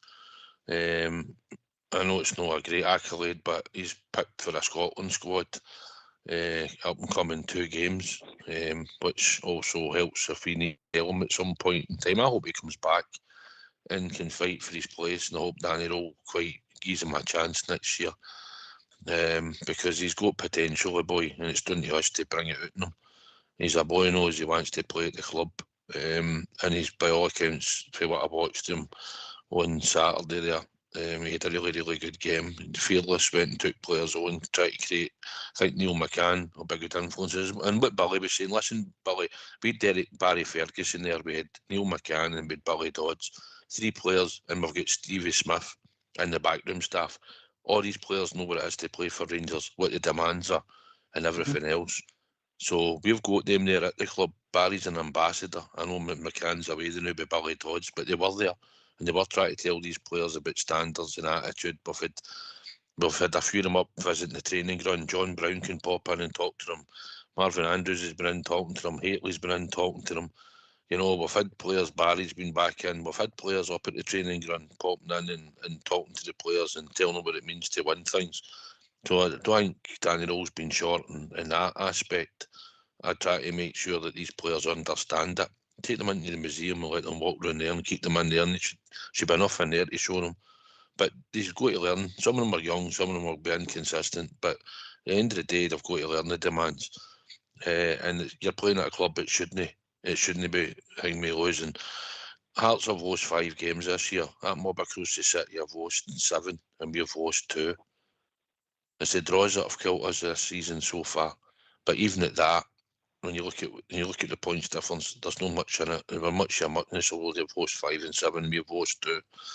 We're still well in this, and we've got to make sure that these players hopefully believe and want it as much as us as a support want it. And that's the sad fact. On Sunday there in the second half, I was starting to question it. Do you players really want this? Because you are losing second balls. You should be getting in blood and thunder for that jersey, and they make sure you weren't losing a tackle on Sunday, and that wasn't happening. Question for you, Southside. In the stand there on Sunday, did you feel as if, we've seen this movie before, they're going to score with a first shot at goal?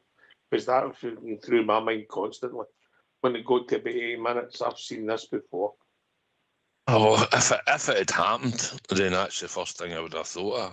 I wasn't liking the fact that we were second to boys. We were 2 and 3 players were in for a tackle, and the one player was coming away with the ball on 2 and 3 occasions. It looked like we weren't fighting hard enough in certain players, wasn't it? And that's the worrying aspect. We've only got 8 games to go. We play 1 game a week. You know, so you ask me, Days, don't cheat me in the Rangers jersey. When that support out there are going and supporting the team, whether it be Ibrox or away from home, then don't cheat us. And the people are watching all around the world, don't cheat us in a Rangers jersey. Just get out there and do your best. Because we can put our horn up and say you might not play well every week. I can accept a player not playing well. But do not show me lack of effort, heart or desire. That's the one thing you need to have in a Rangers jersey when you play for this club. I mean, you're only 8 games away from probably making yourself a hero. Then it's time you got your brain switched into gear and give every ounce of energy on that part for that club in Jersey and the support out there that support Glasgow Rangers Football Club. And that's what these idiots out there, some of them players need that mentality. They need to have the same mentality as we have as a support. They need to learn this quickly, the ones that are struggling. I know you can't put into them all, but see if you can't, put them out the door at the end of the season, mate. Put them out the door and chase them out the door and say, away you go. Ain't that easy, mate? If only it was. You take Asgard, for instance, right? He's on a 4-year contract, mate. He's got 3 years left come the summer. It's a mental. Well, somebody will industry. take him in England, mate. Somebody will take him in England, or somebody, if he wants to get back. Aye, they probably will. I think I heard that about Matondo as well, mate. He's seen out his contract, AK. Aye, listen, it's not an easy one, and you're right. We have seen it with Matondo before there.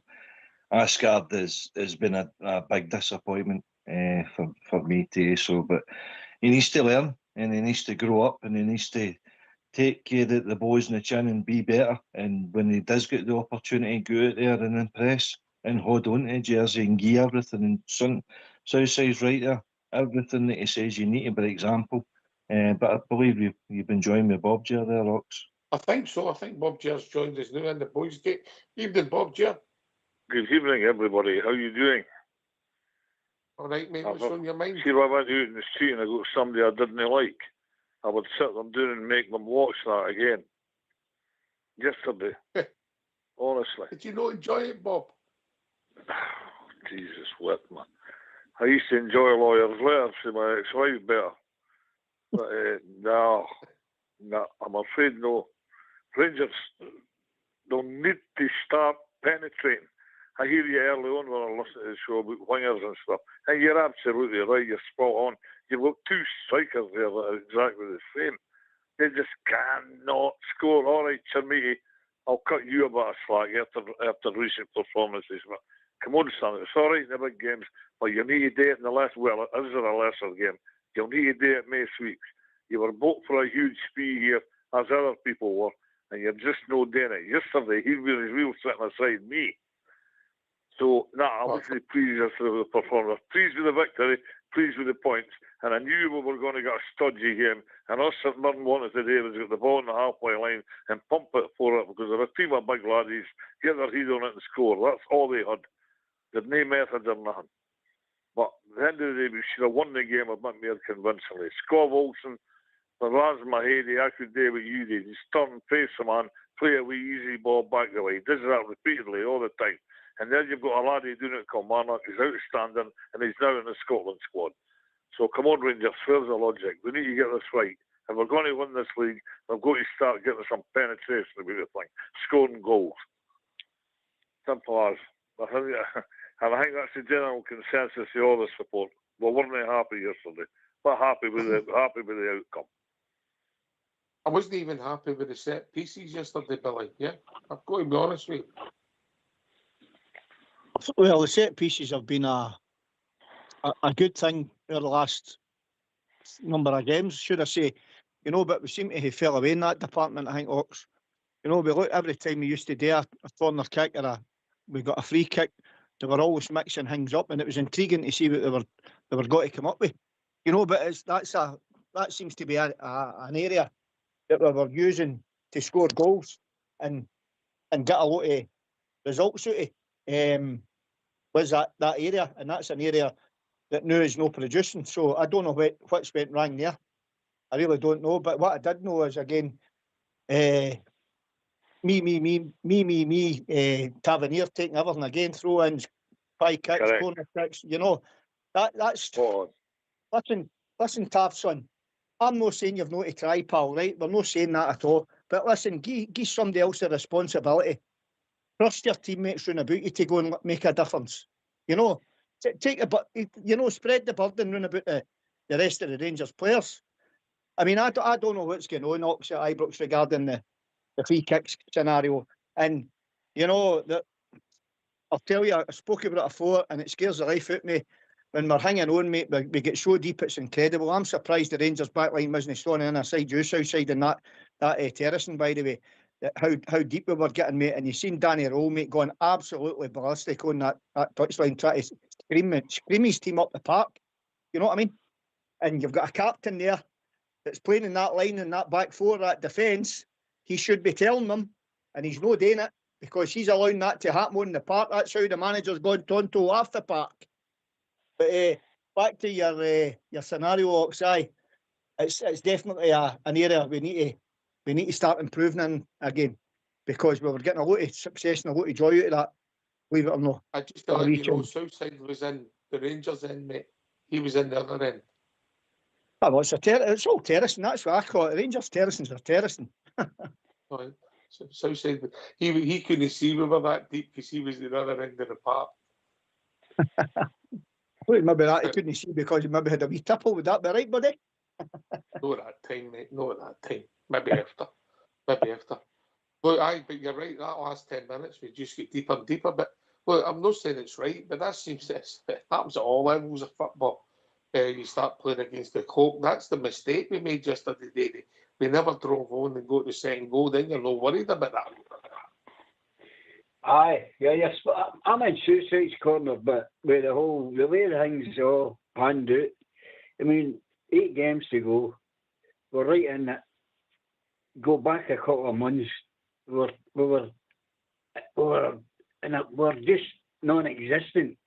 Now we've got the chance, so but we should be more than happy to be where we are. But that's just because we just not had success of late. And I think I know I get shot down for saying this, but I think that carry on last Sunday and the game before it mentally took us, our team. But they shouldn't be like that. But I think that's where you get the foreigners come into the equation. And I think they were finding it hard, plus the conditions on Sunday as well. But mentally, I just don't think we were at the races. Listen, I get some of that emotions and all that, right? But see, when a game of football starts, there's no excuse for highly paid professional football players not be able to play past the ball 10 yards under no pressure. And that's what happened with Gossamer. I don't know if it was his first or his second touch yesterday. So he gave the ball away. And there's no excuse for that. Yeah. I don't know who's making the noise or making the tea. It might be Bob Ger, or is it all Davy? No, me. That was me. Sorry, I was cutting a wee bit of tissue to blow my nose. My apologies. I'll take a red card or a yellow. This is a live show. We don't want to hear you rustling tissues. Get yourself on mute. That's on a Friday. That's the frustration, AK, innit? The basics, under pressure, 10 yards, pass the ball to your teammate, and they're lackadaisical about it, and then we end up defending when we should be attacking. As, but there's contributing factors of that we touched on earlier. If we get that penalty, we scored the penalty. If we get that goal, we should have goal. No, but it's contributing factors, though. So if you're 3-0 up, you're not going to play like that. You're not going to drop deeper. You're not going to be pressure. It was nothing each at the time. Aye, right. Well, again, it's mentality then coming out of the dressing room. They're not in the right mindset. They might have the hangover for the previous week, but you've got to refresh. You've got to start again. This is what playing for our club is all about. And do we have the winners in the team? Do we have the leaders? Do we have that mindset? It's up to the manager to get that message across. Forget last week. Refresh again. We've still got a week to go. We're under pressure to get a result because of previous results. But listen, Hearts got beat last night. We've got an opportunity there to pick up 3 points on them. So that this is a message that we've got to get across. But then the players, they've got to take it on board as well. As soon as they cross that white line, it doesn't matter what the manager says. It's up to the players then. But that's right. That's what one of the frustrations came to the performance yesterday.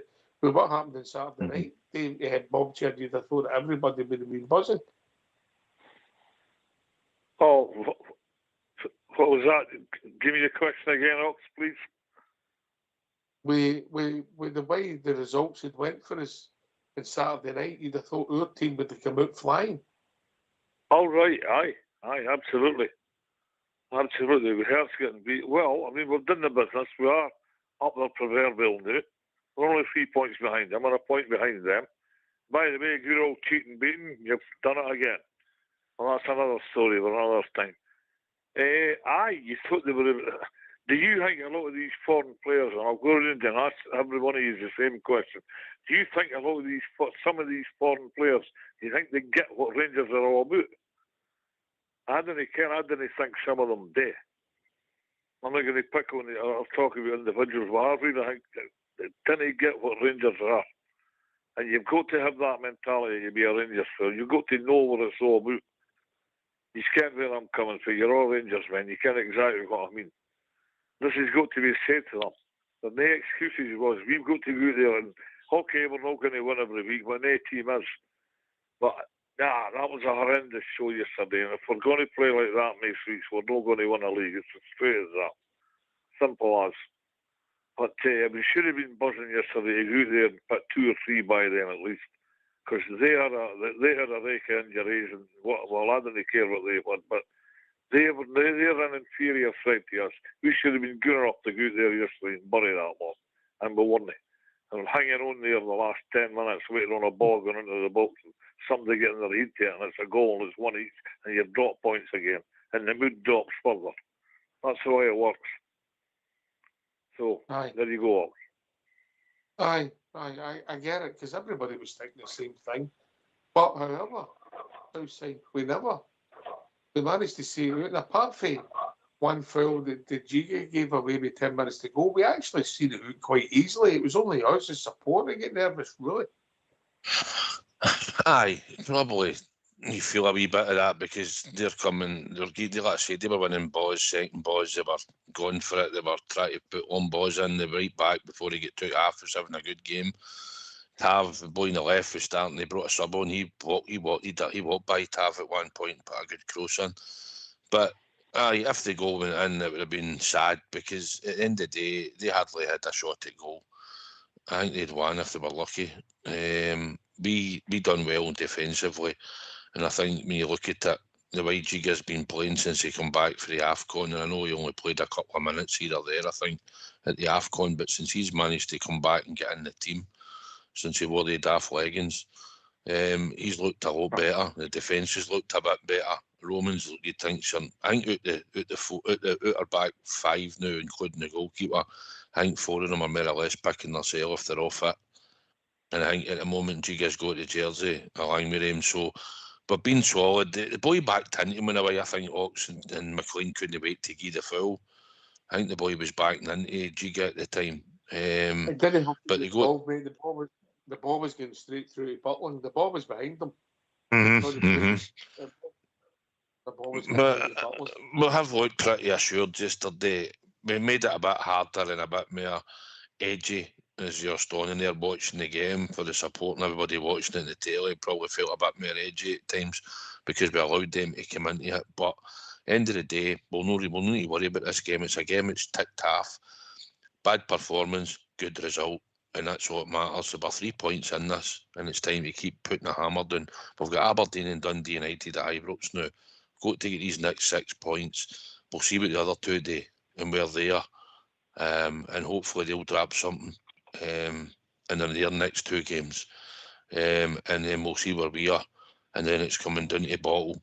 And like you say, the team needs to, hopefully they'll give us a couple of good performances now we're at Ibrox in the next coming weeks. We've just got to keep believing, and these players just need to keep working hard. and that's it. And maybe that'll be enough to get us out of the lineups. Oh, can I come in a bit? Yes, Sorry. you can, David. Yes. I think a big thing here we're all forgetting is, apart from the weather and the state, the condition of the park, St Mirren are fighting for their lives. And at any time we go there, we always got a hard game. And I just think we're criticising the performance. The 3 points is all that matters at the moment.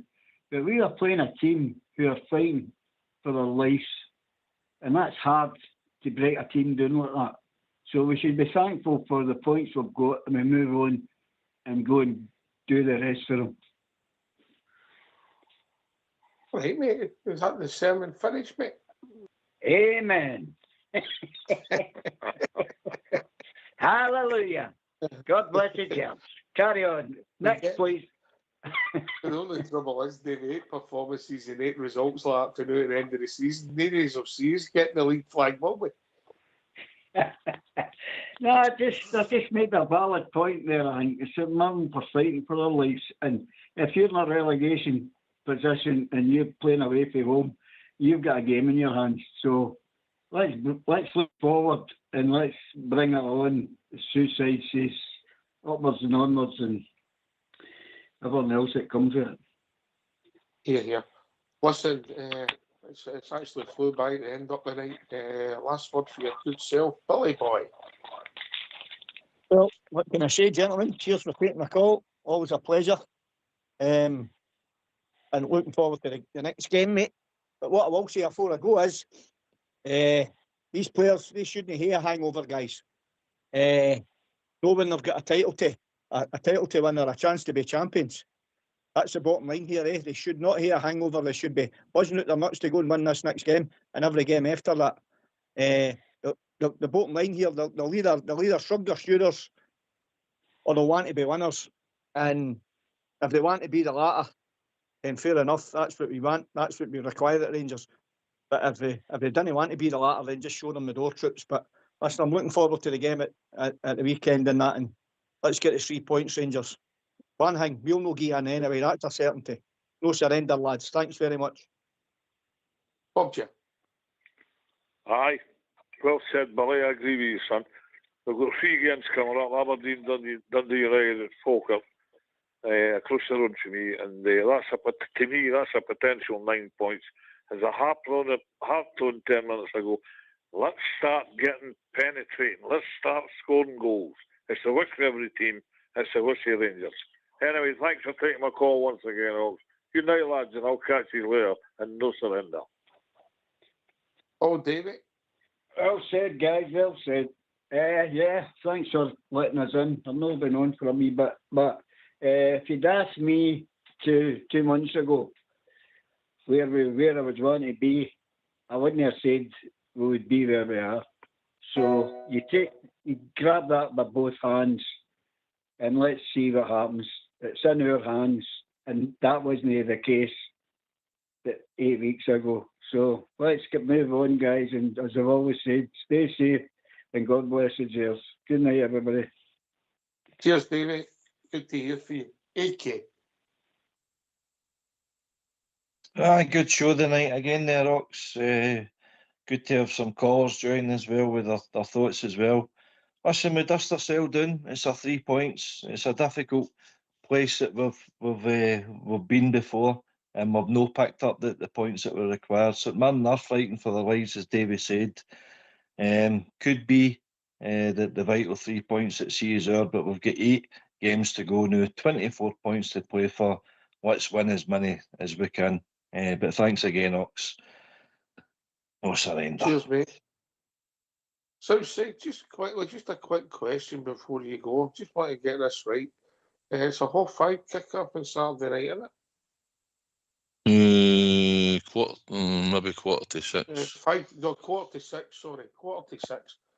12 o'clock on a Sunday or 5:45 on a Saturday. What do you prefer? 12 o'clock. It's ruining your Saturday night. It's a long I think we're having a session on the Saturday. I think it's starting about 12 o'clock. We're on the trips for a wee change, so don't know which state we'll be in when it gets to 5 o'clock. But it'll be a good day out, but I prefer a 12 o'clock, but I'm not too keen on them either. But if I had the choice Saturday night at that time or that, I'd rather take 12 o'clock. If I'm honest, I'd probably be the same yourself. I think so. But last word, Mark. Aye, listen, it was good to be out with the Aldrin all Davey on Tuesday. We were down at the golf club and thoroughly enjoyed my day out with him. Man's a gentleman, so I'd like to thank him for that. Aye, listen, wasn't great on Sunday, but we've got the points and now it's on to Ibrox. 2 games at home, time to pick up 6 points before we go to Falkirk. We need to keep supporting this team. It's one team that we love. It's a team that can win as a league. And we need to keep believing. And just stick together and let's support them and roll them loud and proud on Saturday night against the Sheep at Ibrox. So thanks for having us on, mate. As always, thoroughly enjoyed doing the show with AK and your good self. And as always, there's only one team and one crown. And thanks to all the troops on the YouTube feed and all that have joined us tonight and joined in. Thank you for, as always, being on and listening to the show, mate, on the YouTube feed. I'm sure we might have somebody talk about tomorrow night. Russell Martin just done an interview talking about his time at Rangers on the BBC. That's got to be awesome. You're joking. No, just bro. You feel on BBC online, mate. Yeah. Listen, thanks to Davey, Bob, Jan, and Billy for joining us. The British champion taking the time out of his busy schedule to join myself and Southside on the show. Thanks to AK.